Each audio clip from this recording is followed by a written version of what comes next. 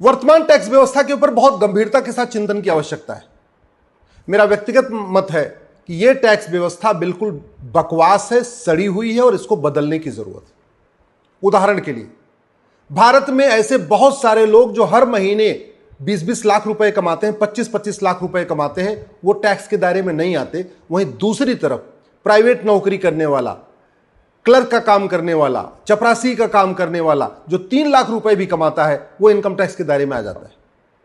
बहुत सारे ऐसे लोग हैं जो हर महीने 3-3, 4-4 लाख रुपए कमाते हैं, एसी मैकेनिक का काम करते हैं, फ्रिज मैकेनिक का काम करते हैं, प्राइवेट काम करते हैं, सब्जी मार्केट में सब्जी का धंधा करते हैं, फल मार्केट में फल का धंधा करते हैं, फ्रिज मैकेनिक का काम करते हैं, मिठाई की दुकान चलाते हैं, हलवाई की दुकान चलते हैं, दूध दही का धंधा करते हैं, इसी तरीके से बढ़ई का काम करते हैं, लोहार का काम करते हैं, फैब्रिकेशन का काम करते हैं। हर महीने 3-3, 4-4 लाख रुपए कमाते हैं, वो इनकम टैक्स के दायरे में नहीं है। वहीं दूसरी तरफ बेचारा जो नौकरी करता है, अगर वो 3 लाख रुपए भी पाता है, वो इनकम टैक्स के दायरे में। एक तरफ सरकार कहती है कि 8 लाख रुपए पाने वाला भी, जिसकी वार्षिक आय 8 लाख रुपए है, वो भी गरीब है, ईडब्ल्यूएस है, उसको रिजर्वेशन मिलेगा। और वहीं दूसरी तरफ 3 लाख रुपए पाने वाला अमीर है, उससे इनकम टैक्स लिया जाएगा। एक तरफ नकली जो किसान है, नकली किसान इसलिए कह रहा हूं क्योंकि भारत में बहुत सारे ऐसे लोग हैं जो कमाते करोड़ों रुपए महीने में, उनकी पेट्रोल पंप है और भी दुनिया भर के उनके व्यापार हैं, उनकी गैस की एजेंसी है, गैस की गोदाम है, कोल्ड स्टोर है, दुनिया भर को उन्होंने काम कर रखा है, लेकिन अपने आप को वो किसान बताते हैं और अपनी सारी की सारी income as a agriculture income दिखाते हैं। उनको टैक्स से छूट मिली हुई है। साल भर में पता चला 3 करोड़ 4 करोड़ रुपए कमा रहे हैं, लेकिन वो एग्रीकल्चर इनकम दिखा के उसे छूट ले लेते हैं। और वहीं दूसरी तरफ जो नौकरी पेशा आदमी है, 3 लाख रुपए भी कमाता है तो भी टैक्स देता है। एक तरफ ऐसे भी लोग हैं, खासतौर पे शेड्यूल्ड ट्राइब और पूर्वोत्तर के शेड्यूल्ड ट्राइब, नागालैंड के, मणिपुर के, मिजोरम के, त्रिपुरा के, मेघालय के, उनको कोई टैक्स देना ही नहीं है। वो शॉपिंग मॉल के मालिक हैं, पेट्रोल पंप के मालिक हैं, बड़े बड़े कॉलेजों के मालिक हैं, करोड़पति हैं, अरबपति हैं, बाकायदा उनका फैक्ट्री चल रही है, धंधा व्यापार चल रहा है, उनको टैक्स नहीं देना, 1 रुपए टैक्स नहीं देना। और वहीं दूसरी तरफ बेचारा जो एक लोअर मिडिल क्लास है, 3 लाख रुपए, 4 लाख रुपए, 5 लाख रुपए भी अगर साल में कमाता है, उसको टैक्स देना है।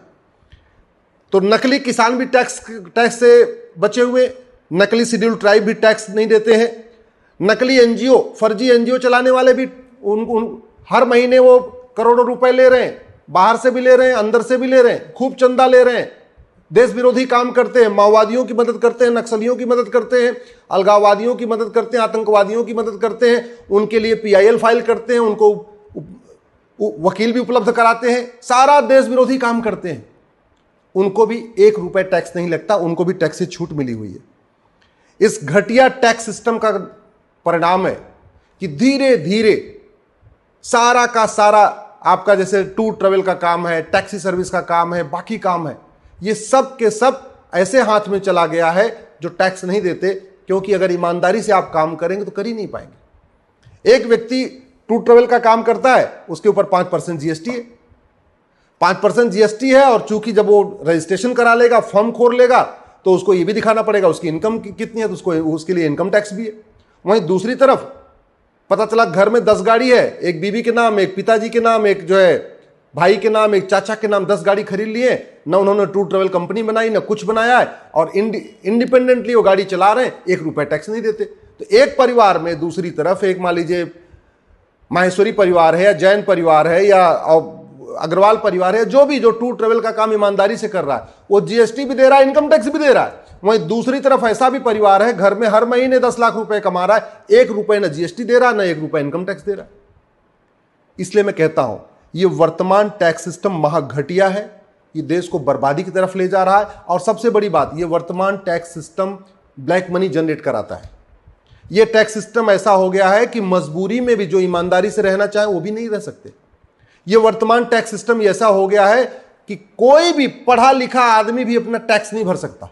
मैं गारंटी के साथ कहता हूं, ये जो लोग टैक्स का वाला कानून बनाते हैं ना, एक बार ये बिना सीए की मदद के एक बार अपना टैक्स भर के दिखाएं, मैं गारंटी के साथ कहता हूं कि भारत का अगर एक भी सांसद, एक भी विधायक, एक भी मंत्री, एक भी मुख्यमंत्री, एक भी गवर्नर, एक भी कलेक्टर, एक भी कप्तान, एक भी कमिश्नर, एक भी चीफ सेक्रेटरी अपना टैक्स अगर बिना सीए की मदद की भर देना, तो मैं अपनी सार्वजनिक जीवन से अपना संन्यास ले लूंगा। ऐसा घटिया मकड़जाल बना रखा है कि बिना चार्टेड अकाउंटेंट के टैक्स भर ही नहीं सकते, बिना चार्टेड अकाउंटेंट के जीएसटी नहीं भर सकते। तो हो क्या रहा है, छोटा सा भी काम करना है तो पहले तो एक अकाउंटेंट रखना है, फिर उसके बाद हर साल सीए की भी मदद लेना है। तो पहले ही टैक्स दे रहे हैं, जीएसटी दे रहे हैं, इनकम टैक्स दे रहे हैं, उसके बाद हर महीने एक अकाउंटेंट का खर्चा और साल के अंत में सीए का खर्चा। तो व्यापार आदमी करेगा कैसे?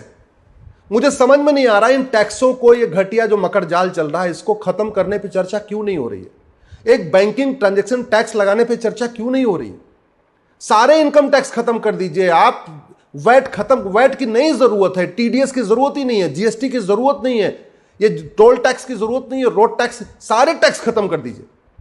केवल आप एक्सपेंडिचर टैक्स लगाइए। एक्सपेंडिचर टैक्स का फायदा ये होगा कि सब टैक्स के दायरे में आएंगे, सब टैक्स देंगे। आज की डेट में जो प्राइवेट काम करते हैं, चाहे लोहार का काम करते हैं, फैब्रिकेशन का काम करते हैं, रेफ्रिजरेशन का काम करते हैं, ऑटोमोबाइल मैकेनिक का काम करते हैं या पंचर का काम करते हैं, जो भी काम करते हैं, महीने में लाखों रुपए कमा रहे हैं लेकिन टैक्स नहीं देते, लेकिन खर्च खूब करते हैं। बढ़िया करोड़ों की गाड़ी खरीद लेते हैं, बढ़िया फ्लैट खरीद लेते हैं, अपना दुकान खरीद लेते हैं, बढ़िया अच्छे अच्छे मोबाइल खरीदते हैं, बढ़िया बाइक सब कुछ खरीदते हैं। तो क्यों नहीं हम एक्सपेंडिचर टैक्स लगाते? कमाने पर कोई टैक्स नहीं, न इनकम टैक्स, न जीएसटी, न टोल टैक्स, न रोड टैक्स, न वैट, न टीडीएस, कोई टैक्स नहीं, केवल एक्सपेंडिचर टैक्स। और आज की डेट में बिल्कुल संभव है। संभव क्यों है? क्योंकि भारत में 225 करोड़ बैंक खाते खुल चुके हैं। गरीब से गरीब आदमी भी बैंक से जुड़ चुका है। भारत में इस समय लगभग 80 करोड़ लोग तो सीधे सीधे ATM, Paytm, Bhim, UPI, debit card, credit card करना, यूज करना सीख गए हैं। गरीब से गरीब जो किसान होता है, जिसको किसान सम्मान निधि आती है, वो भी बैंक जाना, बैंक से पैसा निकालना, अपना एटीएम चलाना, रुपए कार्ड को यूज करना, वो भी सीख गया है। सबके पास 130 करोड़ तो आधार बन चुके हैं।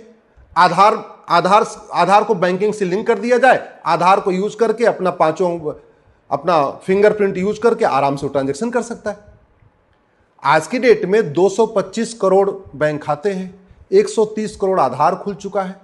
भारत में जो 2 लाख पोस्ट ऑफिस हैं, इस पोस्ट ऑफिस को भी बाकायदा पोस्टल बैंक बनाया जा सकता है, क्योंकि पोस्ट ऑफिस में कोई काम तो बचा नहीं, चिट्ठी उट्ठी कोई भेज ही नहीं रहा। तो ये जो 2 लाख पोस्ट ऑफिस है, इनको भी बैंक में कन्वर्ट किया जा सकता है, वहां पे भी एटीएम लगाया जा सकता है, और वहां से भी लोगों को, गांव वालों को एजुकेट किया जा सकता है कि कैसे ऑनलाइन ट्रांजैक्शन करना है। हाँ, ये अलग बात है कि साइबर फ्रॉड का खतरा, तो साइबर फ्रॉड से खतरे से निपटने के लिए कठोर कानून बना दीजिए। आप टर्की जैसा कानून बनाइए, जैसे टर्की में एक आदमी ने साइबर फ्रॉड किया था, 340 साल की सजा होगी, अब दोबारा वहां कोई नहीं करेगा। आप भी भारत में कानून बनाइए कि साइबर फ्रॉड जिसने किया, कि कोई अगर बैंक अकाउंट हैक करेगा, कोई खाता हैक करेगा, दूसरों को पैसा निकालेगा, उसको हम 50-100 साल की सजा देंगे, 100% प्रॉपर्टी जब्त करने करें, आजीवन कारावास, फांसी देंगे। देखिए, भारत में बंद हो जाएगा। भारत में साइबर फ्रॉड इसलिए हो रहा है, हमारा कानून घटिया है। तो कानून को कठोर कर दीजिए। और वहीं दूसरी तरफ एक बार एक नई मुहिम शुरू करके, सब जो लोग, वैसे सब लोग एजुकेट हो चुके हैं, 80% लोग ऑलरेडी एजुकेट हो चुके हैं, उनको ऑनलाइन ट्रांजैक्शन सीख भी गए। जो नहीं सीखे उनको भी सिखा दीजिए, सिखाने में क्या दिक्कत है? अगर लोग वोटिंग करना सीख सकते हैं, बैंक में जाके पैसा लेना, पैसा निकालना सीख सकते हैं, ऑनलाइन ट्रांजैक्शन भी सीख जाएंगे। और जहां तक है कि धोखाधड़ी, भैया धोखाधड़ी का समाधान एक ही है, आप कठोर कानून बनाइए धोखाधड़ी के खिलाफ, कठोर कानून बनाइए साइबर फ्रॉड के खिलाफ, कठोर कानून बनाइए चीटिंग के खिलाफ, फ्रॉड के खिलाफ। अपने आप कोई दूसरे को चीटिंग नहीं करेगा, फ्रॉड नहीं करेगा। मैं माननीय प्रधानमंत्री से निवेदन करता हूं, इसके ऊपर गंभीरता के साथ सोचिए, नहीं तो मिडिल क्लास टैक्स दे दे के दबता जा रहा है, मरता जा रहा है। मिडिल क्लास चिल्ला नहीं पा रहा है, वो सुसाइड नहीं कर रहा है, लेकिन उसके आंख से आंसू आ रहे हैं इस टैक्स के चक्कर में। जितने भी हमारे बिजनेस करने वाले हैं, चाहे वो वैश्य हो या माहेश्वरी हो या ब्राह्मण हो या क्षत्रिय हो, जो भी हैं, जो बिजनेस करने वाले हैं, वो करा रहे हैं। वो इनकम टैक्स देके, जीएसटी देके, वैट देके, टीडीएस देके उनकी आहें निकल रही हैं। उनके ऊपर इतना मानसिक टेंशन होता है, बेचारे वो डरते भी हैं कि कल को वो इंस्पेक्टर आएगा, कल को वो इंस्पेक्टर आएगा, तो उनकी तो आहें निकल रही हैं। एक ही समाधान है, भारत में बैंकिंग ट्रांजैक्शन टैक्स लागू किया जाए, 100 रुपए से बड़ी नोट बंद कर दिया जाए, 5000 रुपए से ऊपर कैश लेन देन बंद कर दिया